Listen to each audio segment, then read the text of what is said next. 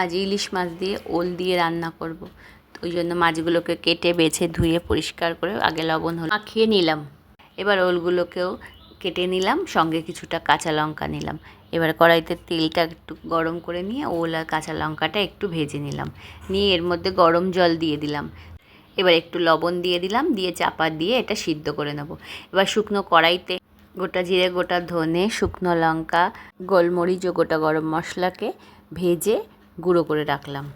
এবার লবণ হলুদ মাখানো মাছগুলোকে ভেজে নিলাম। তারপর ওই তেলেই পাঁচফোড়ন, শুকনো লঙ্কা, গোটা জিরে, তেজপাতা ফোড়ন দিলাম। দিয়ে একটু ভাজা ভাজা হয়ে গেলে ওলগুলোকে তুলে দিলাম। তারপরে ভালো করে একটু কষিয়ে নিলাম। তারপরে ভেজে রাখা মশলাটা দিয়ে দিলাম আর হলুদ গুঁড়ো দিয়ে দিলাম। এবার একটু কষিয়ে নিলাম। তারপর ওল সিদ্ধ জলটা দিয়ে দিলাম। এবার চাপা দিয়ে ভালো করে ফুটিয়ে নিলাম। ভালো করে ফুটে গেছে। এবার ভেজে রাখা মাছগুলো দিয়ে আর 2-3 মিনিট ফুটিয়েই নামিয়ে নিলাম আমার এই ওলের তরকারি। তো রেসিপিটি কেমন লাগলো বন্ধুরা জানাতে ভুলো না কিন্তু।